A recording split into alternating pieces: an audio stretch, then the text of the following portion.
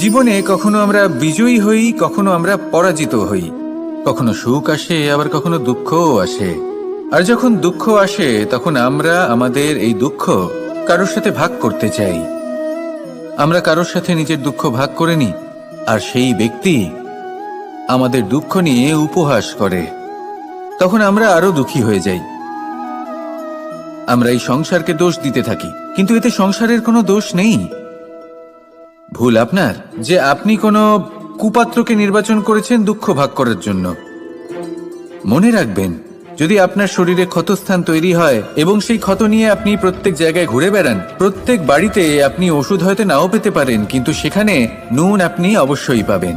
সেই জন্য যখনই দুঃখ পাবেন, শুধু সেই ব্যক্তিদের কথা মনে করুন যারা আপনার দুঃখ, আপনার যন্ত্রণাকে বুঝতে পারবে, যারা আপনার সহায় হওয়ার জন্য প্রস্তুত।